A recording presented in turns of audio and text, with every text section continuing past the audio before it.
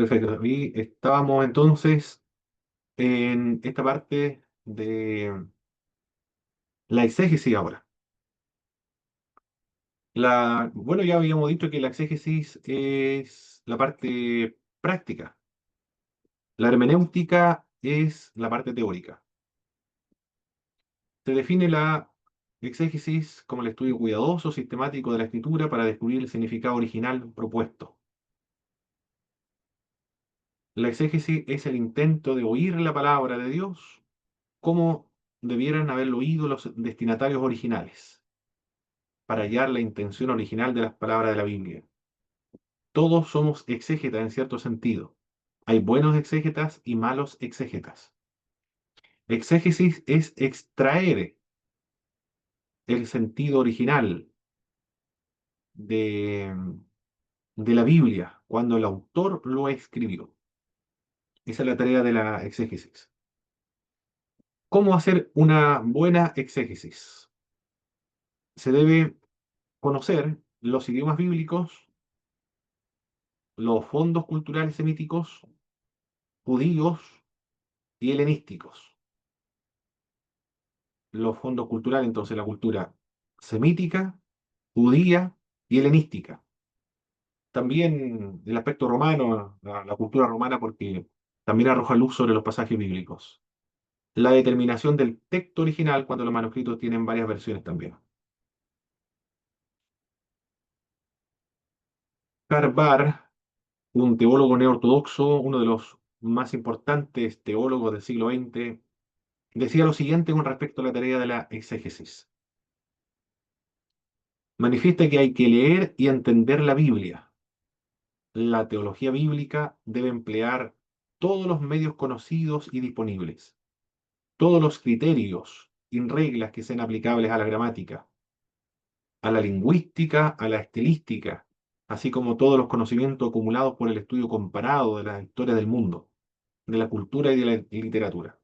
Es muy exigente Karl Barth en cuanto a la interpretación de la Sagrada Escritura, pero arroja luz todo elemento que él menciona sobre algún pasaje bíblico en particular. ¿Cómo hacer una buena exégesis? Aprender lo que uno puede hacer con sus propias habilidades y aprender a usar el trabajo de otros. Así se hace una buena exégesis. Aprender a leer el texto con cuidado y hacer las preguntas apropiadas al texto bíblico. En un trabajo exegético hay una parte donde dice enriquecimiento de las conclusiones del trabajo exegético de uno. En esa parte de la exégesis, usted, después de haber concluido un pasaje bíblico, usted ve o analiza otros comentarios bíblicos que hayan trabajado en ese pasaje en particular que usted utilizó para hacer su exégesis. Y ahí va a enriquecer sus conclusiones. Es decir, usted concluyó esto sobre un pasaje bíblico y William MacDonald, James Dunn, Larry Hurtado o Douglas Moo o Karl Barth llegaron a otra conclusión. Y usted menciona las otras conclusiones a las cuales llegaron otros investigadores de ese pasaje bíblico. Y también para el contexto histórico, por ejemplo, el contexto histórico, político, geográfico, religioso, cultural, otros libros le van a ayudar a hacer ese trabajo exegético. Por eso que se debe utilizar nuestras habilidades y también en el trabajo exegético se debe aprender a usar el trabajo de otros. Cuando nosotros realizamos una exégesis, no estamos solos, sino que nos ayudamos de otras personas que ya escribieron anteriormente, antes que nosotros, sobre un pasaje en particular de la Biblia. Y aprender a leer el texto con cuidado y hacer las preguntas apropiadas al texto. No recuerdo si es Hans Georg Gadamer o no recuerdo si es Alonso Choque, parece María Bravo, en sus textos Manual de Hermenéutica. Dicen ellos que la tarea y el desafío del exégeta es plantearles las preguntas al pasaje bíblico que éste desea preguntar, o responder, perdón. Preguntarle al pasaje bíblico lo que el autor bíblico quiera responder. No podemos interrogar al texto, plantearle las preguntas al texto que el texto no quiere responder. Así se realiza una buena exégesis entonces. Plantear las preguntas adecuadas al texto bíblico que el texto quiere responder y ayudarnos del trabajo de otros. Con respecto al contexto histórico, tiene que ver con la época y la cultura del autor y sus lectores. Con el contexto literario significa que las palabras solo tienen significado en oraciones y en su mayor parte las oraciones bíblicas son solamente tienen significado en relación con las oraciones que las anteceden o las siguen. Usar una traducción que reconozca la poesía y también los párrafos. La versión es actualizada de la Biblia como la Dios habla hoy, creo que es. Voy a ver la Dios habla hoy. ¿Cómo, cómo traduce la poesía? Bien, la Dios habla hoy, del año 1996. La estructura, a ver aquí, sí, la estructura es de una estructura poética. Está ordenada conforme a cómo debía estar una poesía, de forma poética. Y también casi todas las Biblias nuevas o las traducciones o las versiones nuevas de la Sagrada Escritura están ordenadas en forma de un párrafo. Usted ya sabe lo que es un párrafo. Estuvimos trabajando lo que es un párrafo. Entonces se debe preferir buscar esas Biblias que reconozcan los párrafos y que reconozcan la poesía. En cuanto a la estructura, las preguntas de contenido tienen que ver con el significado de las palabras. ¿Qué significa esta palabra? Las relaciones gramaticales en las oraciones, la selección de texto original cuando haya varias versiones de los manuscritos, los instrumentos que se pueden utilizar en la exégesis, es un buen diccionario bíblico, el manual de la Biblia, traducción y comentarios bíblicos. Siempre hay que ayudarse de otros libros. Cuando realicemos la exégesis, porque usted tiene que entregar una exégesis, va a trabajar entonces con diccionarios, con manuales, con libros de introducción a la Biblia, libros de introducción a cada uno de los libros con el cual usted va a trabajar, que es el libro de Gálatas, también con comentarios bíblicos. Con todos esos libros usted va a trabajar para presentar su exégesis.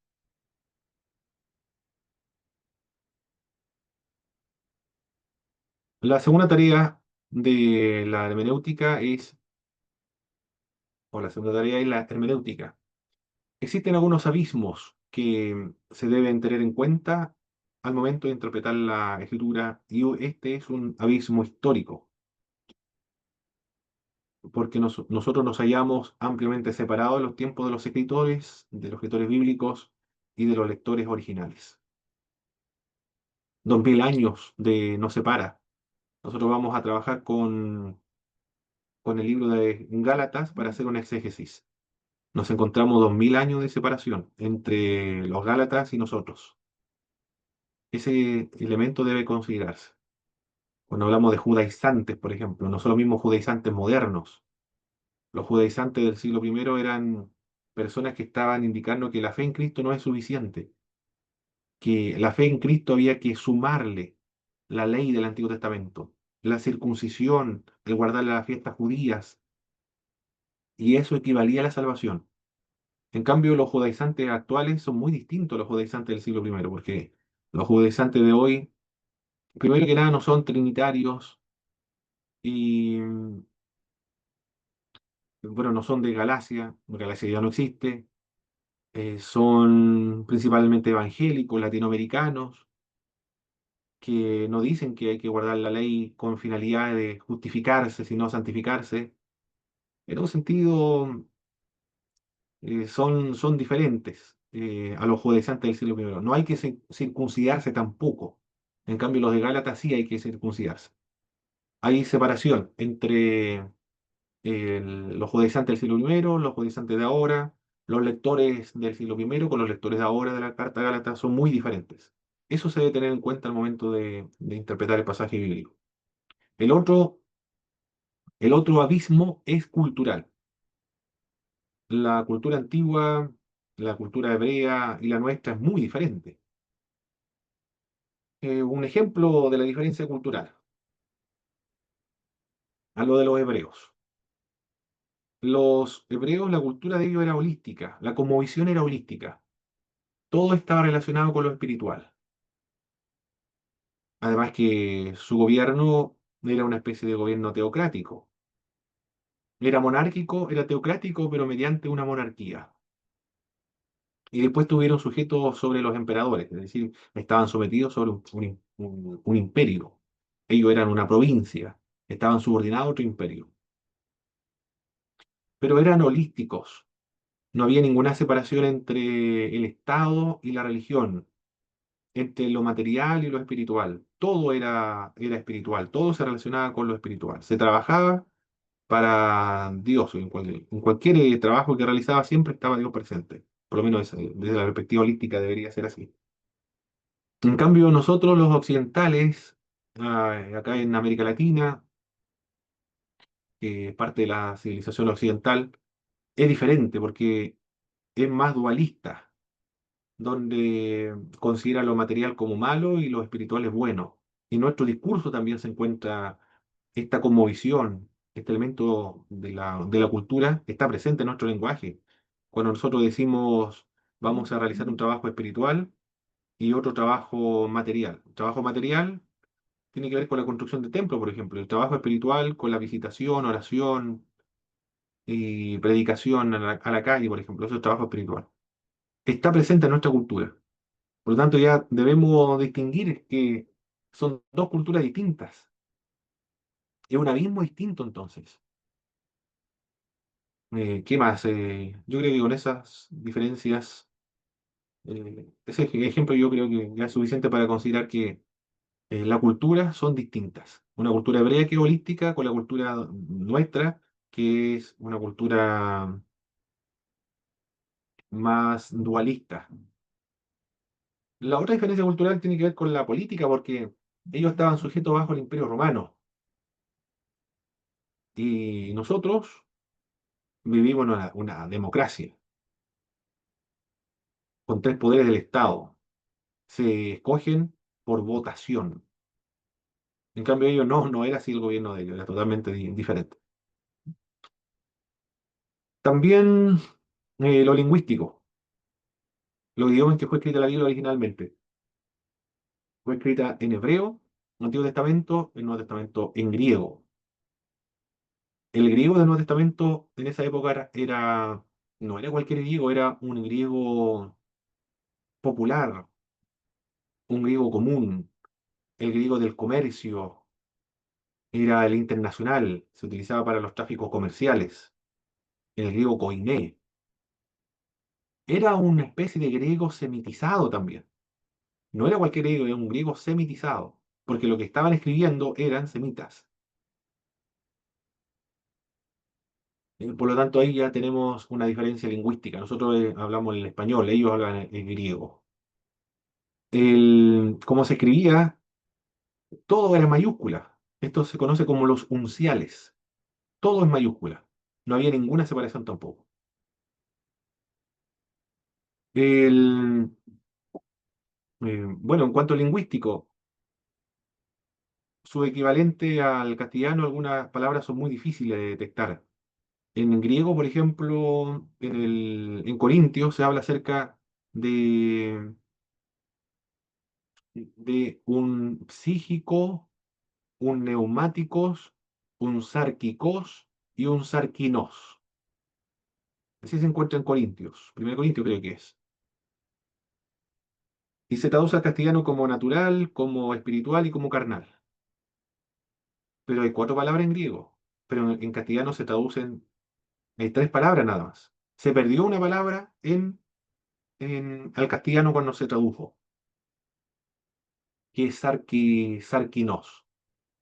Psíquicos es el hombre natural. Neumáticos es el espiritual, neuma. El sarquinos es el carnal. Y el sarquinos es un cristiano como si fuese un carnal.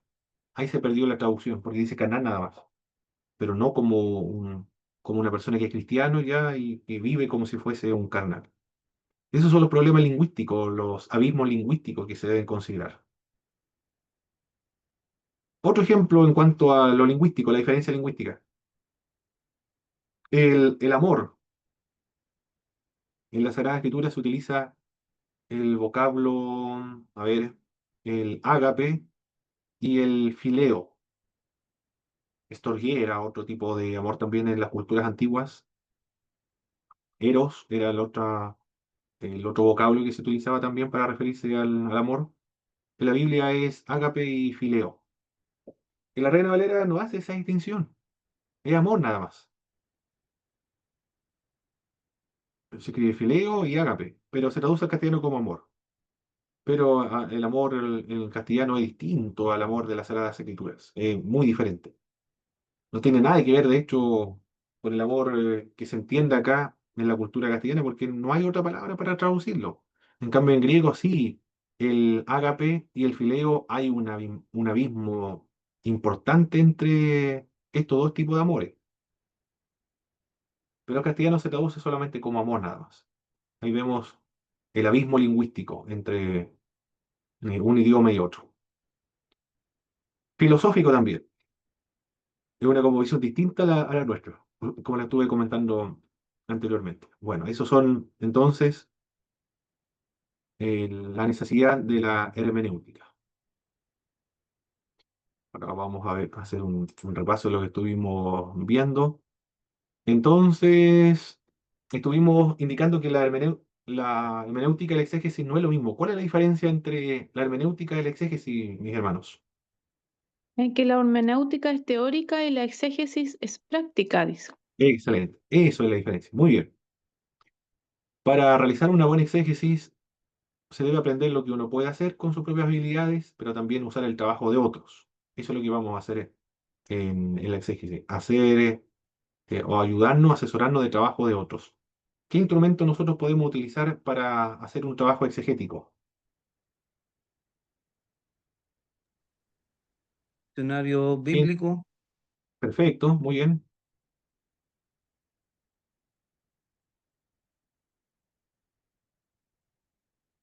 Manual de la Biblia, traducción de la Biblia, comentarios bíblicos también, introducción a cada uno de los textos de la Biblia. Excelente. ¿Cuáles son los textos, perdón, los abismos existentes para realizar la labor hermenéutica? ¿Cuáles son esos abismos? El el idioma, la histórico, cultura, el tiempo. lingüístico, Lingüístico, filosófico, histórico, contexto histórico, cultural, lingüístico y filosófico. Excelente, muy bien. Eso fue lo que estuvimos observando entonces en la primera clase y ahora vamos a ver cuándo comienza la exégesis judía. Estaremos trabajando también los distintos tipos de interpretación de la escritura en la época de Cristo. ¿Cuáles eran estos tipos de interpretación? Veremos qué es lo que era un pejat, un midrash, un pecher y el método alegórico. También qué método de interpretación se destacó en la época patrística. ¿Cuál fue la escuela antigua que evitó el literalismo judío? No sé si alcanzaremos a trabajar con el método de Lutero, de Calvino también. Bueno, vamos a ver los distintos tipos de métodos de las Sagradas Escrituras que se han interpretado históricamente para el trabajo de la interpretación bíblica. Vamos a ver cuánto alcanzamos a avanzar en esta segunda parte de la hermenéutica.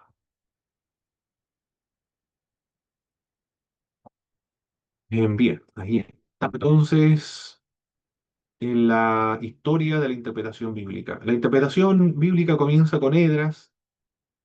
Habíamos dicho que se leyó la Biblia en hebreo, pero los lectores eran arameos, por lo tanto tuvo que interpretarse al arameo y aplicar el pasaje bíblico a las personas que estaban escuchando. Había una interpretación y una aplicación del pasaje bíblico.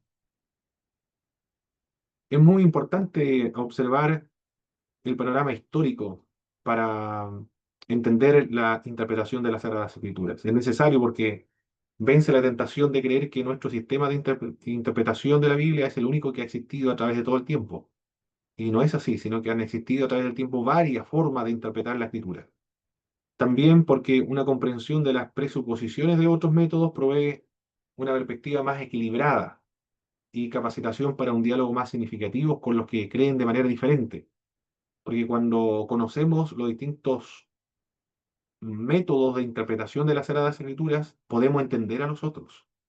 ¿Por qué interpreta así la Biblia el de la teología de la prosperidad, por ejemplo? Porque está empleando otro método de interpretación bíblica. Esa es la razón. Está aplicando otro método. Entonces, gracias al considerar varios métodos de interpretación bíblica, podemos comprender por qué otros interpretan del texto bíblico de manera diferente o diferente a lo que nosotros hemos llegado a concluir. Al observar los errores de los que nos han precedido, podemos estar más conscientes de los posibles peligros también, cuando estemos en tentaciones semejantes. Pues el que no aprende de la historia está condenado a repetirla. Ahí, veremos entonces los métodos que se utilizan actualmente, si están correctos, están erróneos. ¿Por qué este método debería usarse y por qué este otro método no debería usarse? Yo creo que en este diálogo con la teología de la prosperidad está en el método más que en lo que dice o no un pasaje bíblico, en el método que se está utilizando. Ahí está el problema. Por eso que llegan a interpretaciones diferentes. Edras, según la opinión de los eruditos, leyó la Biblia en hebreo y la tradujo al arameo, añadiendo el significado al texto bíblico. En la época del Señor Jesucristo existían varios métodos de interpretación de las Sagradas Escrituras. Existían cuatro tipos principales de interpretación del pasaje de las Sagradas Escrituras. Y aquí vamos a ver cuáles son estos distintos métodos de interpretación de la palabra de Dios. En la época de Cristo estamos hablando. Cuatro métodos distintos de interpretación de la palabra de Dios. Uno de estos era el Pechat. El Pechat es un método literal de las Sagradas Escrituras. Literal, es decir, lo que, lo que quiere decir el pasaje. Por ejemplo, si yo le digo a una persona, a ver, a mi hijo, o que vaya a comprar 1 kilo de pan y también una media docena de huevos. 1 kilo de pan, media docena de huevos y que se compre un chocolate. ¿Qué entendió mi hijo con eso? Lo que le estoy diciendo, naturalmente. Lo literal. Que vaya a comprar pan, literal, que se coma y se puede comer huevos también, de gallinas, y un chocolate para él. Es el método literal. Pero si yo empleo otro método, por ejemplo, el método alegórico, entonces mi hijo estaría entendiendo ahí que compre una Biblia, porque la Biblia es el alimento para el alma. Que compre huevos, no son huevos de gallina, sino que puede referirse a cosmovisiones, media docenas. No, entonces lo interpreté de otra forma, podría ser los frutos del espíritu. Lo que me está diciendo, interpretaría mi hijo empleando el otro método, que es el método alegórico, que desarrolle el fruto del espíritu. eh, 6 frutos frutos del espíritu. Y chocolate, que se compre un chocolate. Entonces, empleando el método alegórico místico, el chocolate significaría entonces la dulzura. Ah, me está diciendo entonces que yo debo ser una persona amable, una persona generosa, no una persona amargada, sino una persona dulce para los otros.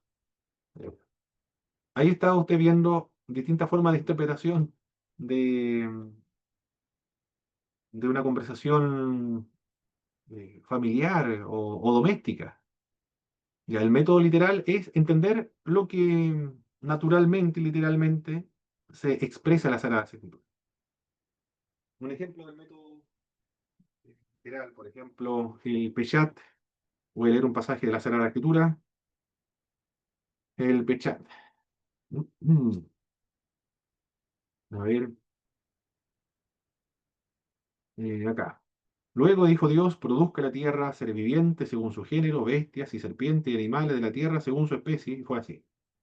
Aquí usted, cuando yo voy leyendo, usted va entendiendo qué es lo que quiero decir. Produzca la tierra, y inmediatamente usted se imagina la tierra, tierra negra puede ser, o trumao, tierra gregosa, o tierra un poco amarilla, no sé cómo se llama esta tierra amarilla, pero es la tierra donde ahí crece el pasto, donde se siembra. Produce la tierra seres vivientes según su género, bestias y serpientes. Ahí usted bestias puede referirse a un león, a un leopardo, ¿qué más? Un perro, animales. Serpiente, usted inmediatamente en su mente está pensando en una serpiente. De la tierra según su especie. Es decir, la variedad de distintos tipos de animales que existen en el mundo. Eso es el método Peshat, el literal, lo que se entiende naturalmente cuando se lee. Pero no era el único método que se utilizaba en la época del Señor Jesucristo, sino que también en la época de Cristo había otro método, y ese método era el midrashico o el midrash. Midrash significa escudriñar, explicar, aclarar, interpretar. Midrash es interpretación. El midrash busca el sentido espiritual del texto bíblico. Esta interpretación daba significado a textos, a frases, palabras, sin considerar el contexto. No le interesaba mucho el contexto en que se dijo esta declaración, sino más bien buscaba las frases, las palabras, los enunciados para darle su interpretación. La interpretación con frecuencia pierde el verdadero sentido del texto al identificar significados ocultos de detalles gramaticales incidentales y especulaciones numéricas artificiales. Eso era el midrash. A eso se refiere este tipo de interpretación de las Sagradas Escrituras. A ver un ejemplo de Midrash, aquí del mismo texto bíblico. Y luego dijo Dios, produzca la tierra, ser viviente según su género, bestia y serpiente y animales de la tierra según su especie. Bueno, como no estoy acostumbrado a este tipo de interpretación bíblica utilizando el midráchico, me resulta difícil. ¿Qué significado darle a estas frases? Produzca, por ejemplo. Ya, supongamos, produzca. La tierra ser viviente según su género. Ahí dice que la tierra debe producir detalles ocultos, detalles gramaticales, incidentales, especulaciones numéricas, artificiales. Produzca la tierra ser viviente según su género, bestia y serpiente y animales de la tierra según su especie. El- Me podría enfocar en una palabrita ahí de produzca. ¿Qué es lo que debemos producir nosotros? Puedo indicar la tierra, me está diciendo nosotros que estamos compuestos de tierra, que nosotros debemos producir ser vivientes según su género, bestias, serpientes, animales de la tierra según su especie. Ahí puedo interpretarlo siguiendo este método o tratando de seguir este método midráchico, producir en bienes que ayuden, bienes de manufactura, por ejemplo, o cualquier tipo de bienes para ayudar a las personas. Por ejemplo, algo así sería una interpretación midráchico. Pero también en especulaciones numéricas artificiales, interpretan el método midráchico los números. En una genealogía, Mateo emplea este método midráchico para eh, señalar que Jesús es descendiente del rey David. Cuando hace esta clasificación de 14 generaciones en tres partes o en tres bloques, al final da el número de David, es decir, que él desciende de David. Pero es un recurso numérico, le da significado a los números. Se suma los números y da una cifra, como por ejemplo el 666, que es un número de hombre. Ya, para interpretarlo correctamente sería empleando ahí necesariamente el método midráchico, de acuerdo a la cultura judía del siglo primero. El 1 tiene un significado, el 3 tiene un significado, el 7 tiene un significado, el 12, el 24, 124.000, todo eso tiene un significado, 3 años y medio también tiene un significado. Proviene de estos tipos de significados numéricos, proviene del método midráchico empleado en el siglo primero por la comunidad judía. profesor. pero es muy... Sí, Pastor Isaac. Entonces ahí podemos entender por qué los judíos utilizaban números específicos. Creo yo que aquí me aclara mucho eso porque ocupaba 40 años en el desierto, 40 días, ¿cierto? Estuvo Jesús Sí, y a veces pensamos que calza, sino que el escritor sagrado ocupó este sistema de interpretación o en este caso de escritura. sí, claro, sí, claro. Bueno, que eso son literales, pero después quizás por eso mismo surge el midráchico, porque tiene un significado, bueno, que Dios mismo le dio esos significados eh, de perfección, por ejemplo, el 7 ser completo, de incompleto. Creo que el 6 ya es de incompleto porque no lo menciona la Sagrada Escritura con tanta precisión, pero creo que viene de ahí del midráchico. Pero el sistema midráchico se refiere a eso, de darle interpretación, significado a los números. Bien, es el midráchico entonces. El otro método es el Pecher. Proviene principalmente de la comunidad de Qumran. La comunidad creía que todo lo que escribieron los antiguos profetas tenían un significado escatológico. El método Pecher entonces es un método escatológico. Todo lo que menciona la antigua o la escritura tiene relación con la escatología. Pero era de la comunidad de Qumran.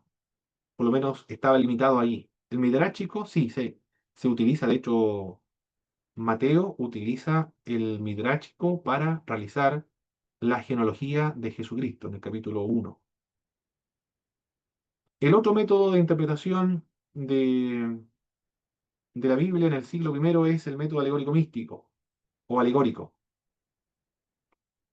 Se basa en la idea de que el significado de la escritura yacía bajo el significado literal. El método alegórico es un método que proviene de la cultura griega. Antes de que comenzaran los racionalistas o hacerse preguntas racionales acerca del mundo, los griegos explicaban los fenómenos de la naturaleza mediante mitologías. Cuando caían los rayos, decían ellos, dependiendo de la mitología, era porque un dios lo había enviado, ese dios se llamaba Zeus finalmente. Es decir, explicaban los fenómenos de la naturaleza mediante mitos. Después vino otro periodo, el periodo de los filósofos, de los racionalistas. Comenzaron a hacerse preguntas, pero más racionales, a buscar respuestas racionales, no en la mitología. Por ejemplo, el origen de todas las cosas, el arjé. ¿De dónde proviene todo el mundo, todas las cosas, lo que existen? O algunos dijeron que viene del agua, otro del aire, otro del fuego, del amor y del odio, y así. Del agua, dijeron, del agua, por ejemplo. Pero los presocráticos hicieron preguntas con la finalidad de responder racionalmente, ya no dependiendo de la mitología. Cuando eso ocurrió, llegaron a una conclusión de que los dioses no existen en realidad, sino que los dioses son creaciones de los seres humanos, pero sin embargo debe existir un dios. Pero para no perder la rica mitología de los griegos, toda esa mitología comenzó a reinterpretarse, a darle una interpretación, otro tipo de interpretación, para que no se perdiera. Y de ahí surge el método alegórico de interpretación de la mitología griega. Después se va a emplear para interpretar el Antiguo Testamento. El mismo método alegórico se emplea para interpretar el Antiguo Testamento. Y se empleó también para interpretar el Nuevo Testamento. Y hasta el día de hoy se interpreta o se emplea el método alegórico místico para las Sagradas Escrituras. Ejemplo del método alegórico místico. Del método alegórico místico. La tierra simboliza el mundo. Del capítulo 1, por ejemplo. En el principio. A ver. Voy a leer aquí en Génesis. Acá está.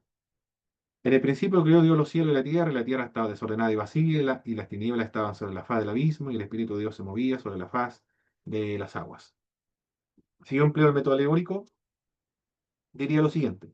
La tierra simboliza el mundo, el mar simboliza el espíritu, la barca o el arca de Noé. La barca simboliza al creyente. La pesca milagrosa representaría la bendición material. El otro ejemplo más doméstico, más actual del método alegórico místico.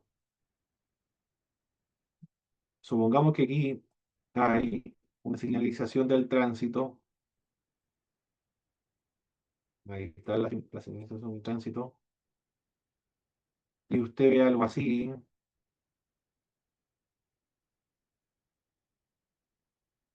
¿Qué podría simbolizar esa señalización del tránsito que dibujé en la pantalla? No girar,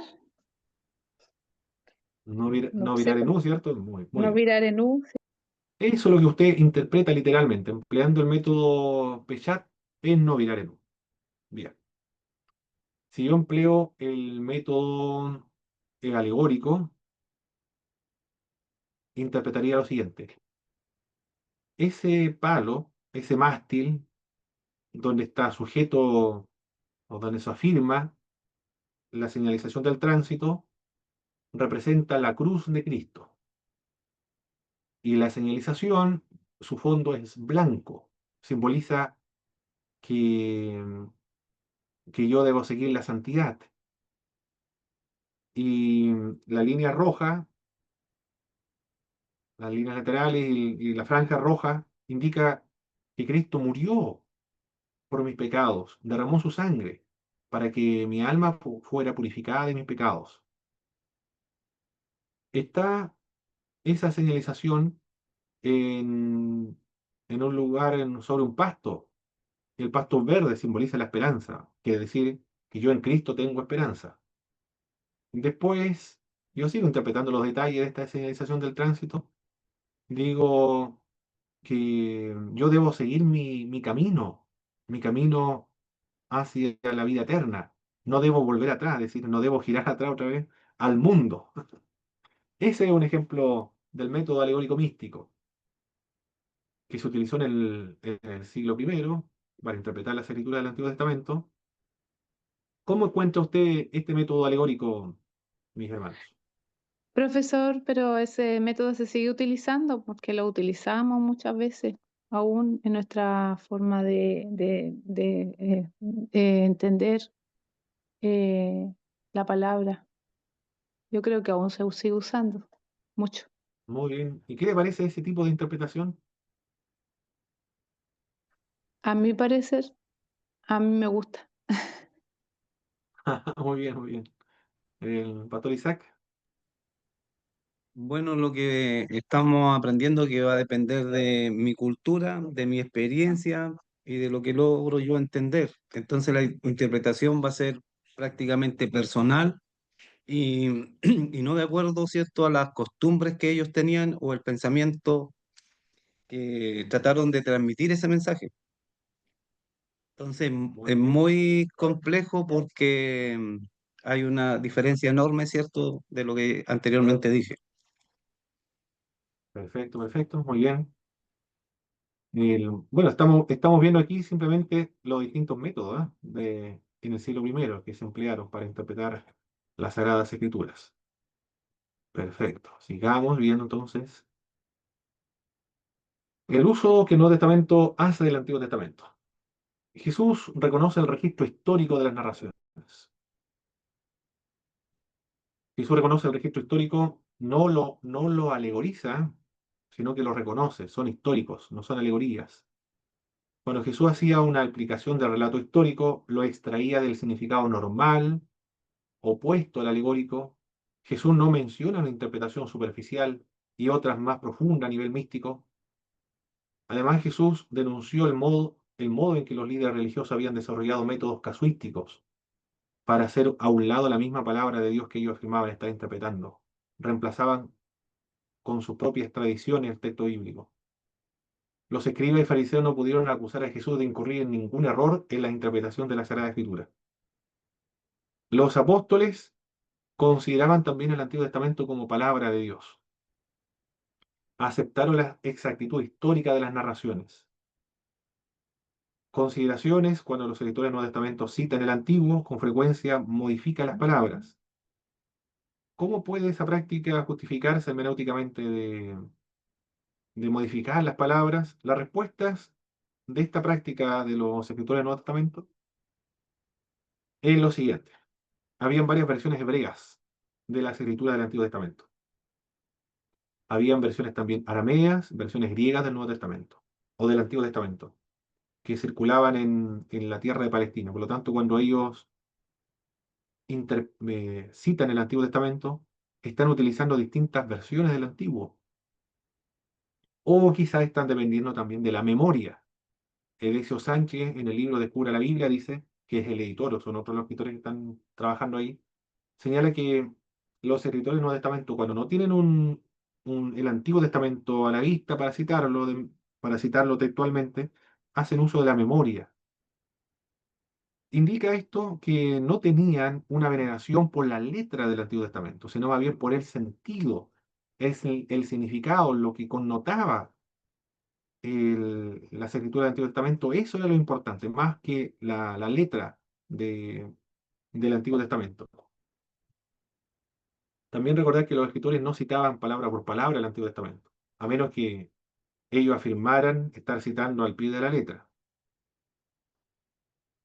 Bien, eso es lo que podemos ver con respecto a Jesús y los apóstoles, cómo trataron las Sagradas Escrituras.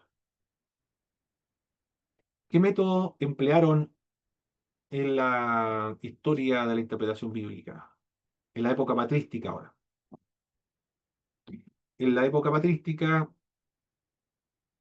se destacó por la interpretación alegórica. La interpretación alegórica no le interesa lo natural, no le interesa el contexto tampoco, el contexto histórico, nada de eso, sino solamente buscar un significado más profundo que subyace al texto, un significado más espiritual. El que tenga una mejor imaginación o una mayor capacidad especulativa, el que tendrá más éxito en la interpretación del pasaje de las Sagradas Escrituras. Se utilizó bastante, pero surge en Grecia, lo utilizaron los judíos, lo utilizaron los cristianos también en la época patrística. Cuando hablamos de la patrística, hablamos del año 100 al año 600 después de Cristo. Tenía este método como finalidad entender el Antiguo como un documento cristiano. Clemente de Alejandría creyó que las escrituras ocultaban su verdadero significado para que nosotros nos convirtiéramos en investigadores y también porque no era bueno que todos entendieran la palabra de Dios. Eso decía Clemente de Alejandría. Usted puede estar de acuerdo o no con Clemente de Alejandría. Decía que no es bueno que todos entiendan la palabra de Dios y está oculto el significado para que nosotros nos convirtiéramos en investigadores. Desarrolló la teoría de que habían 5 sentidos de las escrituras. Qué terrible esto, ¿ah? La escritura tiene 5 sentidos. ¿Cuáles son estos 5 sentidos? Hay un sentido histórico, otro sentido doctrinal, el otro sentido profético, el otro sentido filosófico, y también había un sentido místico de las Sagradas Escrituras. 5 formas distintas de interpretar la palabra de Dios, según Clemente de Alejandría, empleando el método alegórico. Después vino Orígenes. Creía que las escrituras son una vasta alegoría, en la cual cada detalle es simbólico, y le dio importancia a 1 Corintios capítulo 2, versos 6 a 7. Hablamos sabiduría de Dios en misterio. Dijo que así como el hombre está compuesto de cuerpo, alma y espíritu, también la escritura tiene 3 sentidos. El literal, el moral y el alegórico era el espiritual. Es decir, el método más espiritual, según lo que dijo Orígenes, es el método alegórico. Solamente los más espirituales utilizan el método alegórico. Agustín de Hipona decía que la Biblia tenía más de un significado y por lo tanto el método alegórico es el más adecuado. Hay significados en los números bíblicos. Decía que la letra mata y el espíritu vivifica, en el sentido de que la interpretación literal de la Biblia producía la muerte y el alegórico producía la vida. Por lo tanto, este texto, la letra mata y el espíritu vivifica, no es nuevo, no es parte de las iglesias pentecostales, aquí en Chile por lo menos, no todas las pentecostales, de la letra mata en el sentido de que el estudio bíblico mata, Agustín decía que la interpretación normal, natural, literal de la escritura mataba y el que vivificaba era el método alegórico de las Sagradas Escrituras.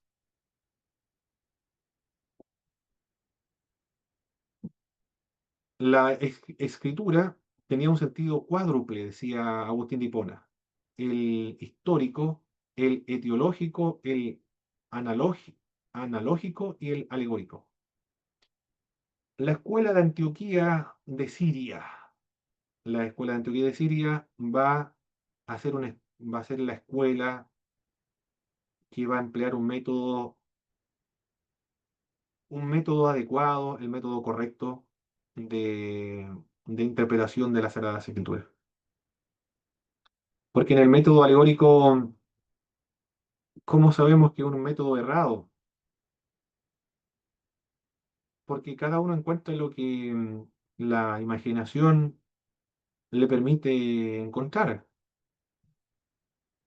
Por ejemplo, no sé si fue Orígenes, creo que fue Orígenes, cuando Cristo le dijo a su discípulo a dos que fueran a buscar un pollino que está atada, donde hay una asna atada. Y dijo, uno de esos discípulos representa el Antiguo y Nuevo Testamento. No sabemos cuáles son los discípulos, eran dos discípulos, pero uno de esos discípulos representaba el Antiguo y otro el Nuevo. Y el asna que estaba atada representaba el Antiguo Testamento y el pollino representaba la ley, y el pollino representaba el Evangelio. El David, cuando mata a Goliat, ¿cuántas piedras toma David cuando va a matar al gigante Goliat? Creo que cinco, ¿cierto?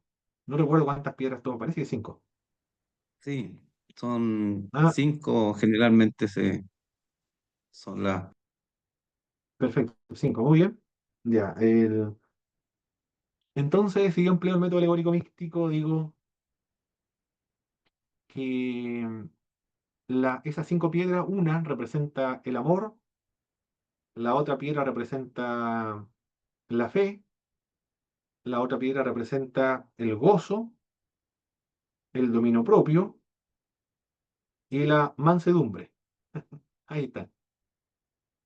Eso representaría esas cinco piedras para lograr destruir al gigante Goliat. Es decir, bueno, como el método alegórico místico no le interesa lo histórico, el gigante Goliat simboliza nuestros problemas.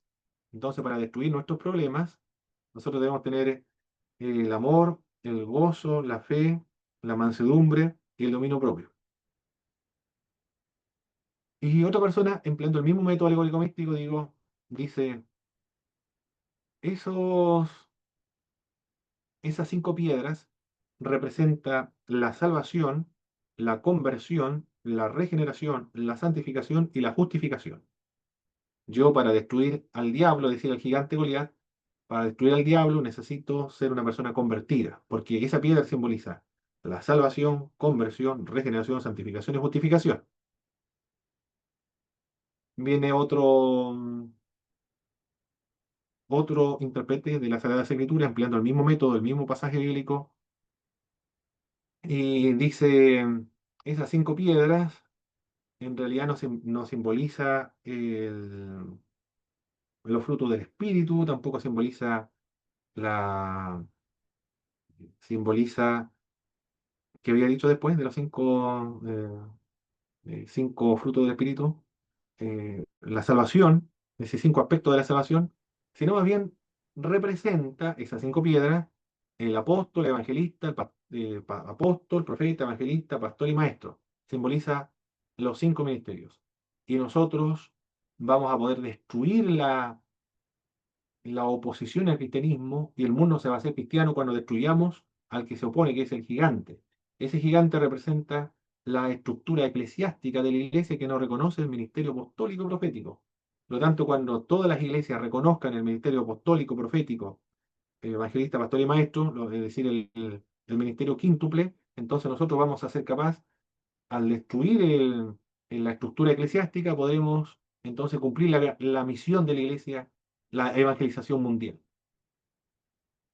De los tres métodos, perdón, de las tres interpretaciones de tres hermanos interpretaron el mismo pasaje bíblico. ¿Cuál de esas tres interpretaciones es la correcta, mis queridos hermanos? ¿Creen ustedes? La 2. Empleando un método. La dos dijo la hermana Carolina. Muy bien. ¿Alguien, Pastor Isaac?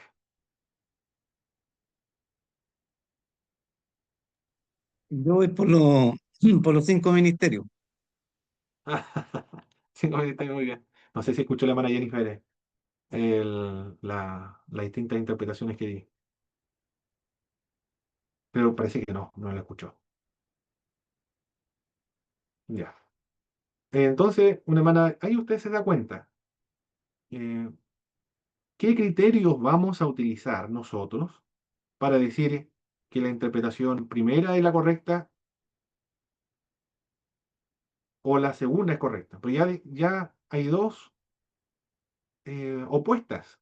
Dijo, la hermana Carolina dijo, esta es la interpretación correcta. Pastor Isaac dijo la del Ministerio Quíntuple es la correcta. Pero ¿qué criterio vamos a utilizar para determinar que una es correcta y la otra no? ¿Qué criterio podemos utilizar? ¿Habrá algún criterio? No, no existe ningún criterio. No existe criterio para determinar que esta interpretación es buena, es correcta y la otra es errada.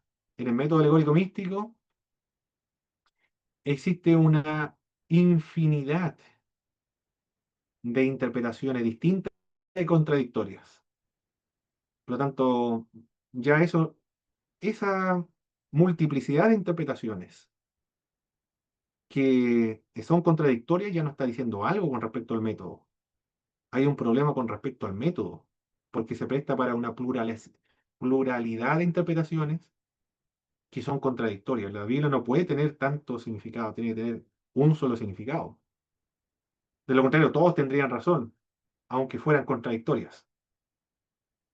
La escuela de Antioquía entonces quiso solucionar este problema. La Antioquía de Siria. Un grupo de esta escuela intentó evitar tanto el literalismo judío como la alegorización de la escuela de Alejandría. Estos son nombres muy importantes, mis queridos hermanos. Teodoro de Mopsuestia, en el año 350 al año 428, entre otros también investigadores o profesores eruditos, defendieron fuertemente el principio gramático histórico de la interpretación del texto bíblico. La escuela de Antioquía, de la escuela de Antioquía de Siria, proviene el método gramático histórico de las Sagradas Escrituras, que el texto debe interpretarse de acuerdo a las reglas de la gramática y los hechos históricos. Evitaron la exégesis dogmática, indicaron que el significado espiritual de un acontecimiento histórico estaba implícito en el mismo suceso. No había que inventarlo, no había que buscarlo. En realidad, cuando se busca algo que no está en la Biblia, se inventa. Acá, el método gramático histórico de la Escuela de Antioquía de Siria dijo que no había que inventarlo, buscarlo, porque el significado espiritual del texto subyace y estaba implícito en el suceso mismo histórico. No hay que negar el suceso histórico. El suceso histórico está allí. Y espiritual está implícito allí, en ese evento histórico. Fueron ellos los que pusieron el fundamento del trabajo de la hermenéutica evangélica moderna. Actualmente el método de interpretación serio de las Sagradas Escrituras, o por lo menos el método que interpreta, que utiliza las iglesias evangélicas desde la época de la Reforma Protestante, es el método gramático histórico que proviene de la escuela de Antioquía de Siria en el siglo V después del Señor Jesucristo, porque Teodoro de Mopsuesta existió del año 350 al 428. Por lo tanto, de lo que usted encuentre en todos los comentarios bíblicos, en todos los trabajos exegéticos, tanto como católicos romanos como protestantes, usted se va a encontrar con el método gramático histórico. También hay otro que se utiliza el gramático, el método histórico. ¿Cuál es el método este? El método histórico crítico literario. También hay otro método histórico crítico literario, pero ahí van los comentaristas bíblicos, los exégetas bíblicos, van empleando el método histórico crítico literario, gramático histórico para la interpretación de las Sagradas Escrituras. Los que son serios o son profesionales, los exégetas profesionales serios de la Sagrada Escritura académicos, emplean el método gramático histórico de las Sagradas Escrituras. Y este método gramático histórico proviene de la escuela de Antioquía de Siria, del siglo V después del Señor Jesucristo. Por lo menos ya encontramos, mis hermanos, cuál es el método serio de la interpretación de la Escritura, de cuándo proviene, de qué época, quién lo forjó, quién lo desarrolló y por cuál fue la causa por la cual se desarrolló.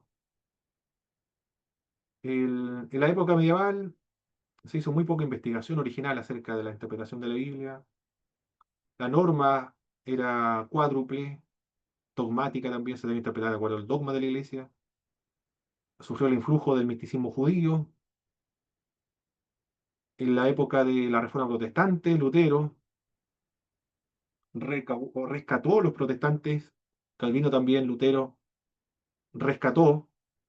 No estaba desarrollada, pero lo rescató el método gramático histórico de la Escuela de Antioquía de Siria. Lutero emplea otro método de la interpretación, juntamente con el gramático histórico. La fe y la iluminación espiritual eran requisitos previos para la interpretación de la Biblia. Tiene que ser una persona de fe y el Espíritu de Dios le ilumina para interpretar la Escritura. Eso proviene de Martín Lutero. La Iglesia no debe determinar lo que enseña la Escritura, más bien la Escritura debe determinar lo que la Iglesia enseña. Elimina Martín Lutero el método dogmático de interpretación de la Escritura. Y Martín Lutero rechazó el método alegórico también. Una apropiada interpretación de las Escrituras debe proceder de una comprensión literal del texto, dijo Lutero. El intérprete debe considerar las condiciones históricas, gramaticales y el contexto de su exégesis. La Biblia es un libro claro, no es un libro oscuro como sostenía la Iglesia Católica y la Iglesia Patrística también. Se debe distinguir cuidadosamente entre la ley y el Evangelio. Distinguir, pero este principio hermenéutico fue uno de los más importantes de Martín Lutero. La fe y la iluminación del Espíritu Santo, gramático histórico.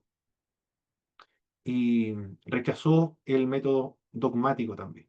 El método dogmático es que se debe interpretar la Biblia de acuerdo al dogma.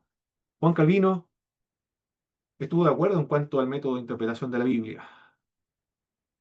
De acuerdo a lo mismo que decía Lutero, Calvino dijo exactamente lo mismo. Consideraba la alegoría como una artimaña de Satanás para oscurecer el sentido de la escritura, decía Calvino. La escritura interpreta las escrituras. Este método o este principio viene de Juan Calvino. La escritura interpreta la escritura. Le daba importancia al estudio del contexto, la gramática, las palabras, los pasajes paralelos, en vez de imponer al texto el sentido del intérprete. La primera tarea del intérprete es dejar que el autor diga lo que quiere decir, en vez de atribuirle lo que nosotros pensamos. El confesionalismo, después de la Reforma, fue una reacción al catolicismo romano contra la Reforma protestante. La exégesis se convirtió en sirvienta a la dogmática. En la época del confesionalismo, la Biblia debe interpretarse según el dogma de cada una de las iglesias. Eso se refiere el confesionalismo. El pietismo surgió como una reacción a la dogmática. En sus orígenes combinaron un profundo deseo de entender la palabra de Dios y apropiarse de ella para sus vidas con una apreciación gramático-histórica. Pero en la época posterior descartaron la base de la interpretación gramático-histórica y dependieron de una luz interior o una unción del santo. Aquellas interpretaciones lamentablemente se contradecían una de las otras y tenía poca relación con el sentido del autor bíblico. Bueno, el pietismo comienza bien, pero el pietismo termina mal. El racionalismo, el racionalismo interpreta las Sagradas Escrituras mediante la razón.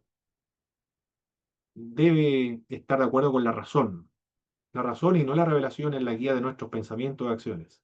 La razón debe usarse para juzgar cuáles partes de la revelación se consideran aceptables. El método racionalista dice lo siguiente: las serpientes no pueden hablar, no tienen las cuerdas vocales para producir palabras, por lo tanto la serpiente no pudo hablar. ¿Qué más? El burro no pudo hablar, porque los burros no hablan. Entonces, eso no es aceptable, no ocurrió eso. Los milagros tampoco existen. porque no, es irracional aquello. Bueno, ese es el método racionalista de interpretación de las Sagradas Escrituras. Bueno, mis queridos hermanos, ya estamos a la hora y eso es lo que alcanzamos a trabajar, los distintos tipos de métodos de interpretación de la Biblia.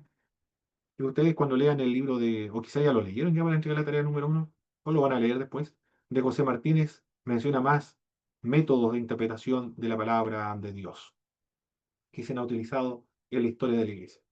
¿Algún comentario, mis estimados hermanos, antes de finalizar la clase?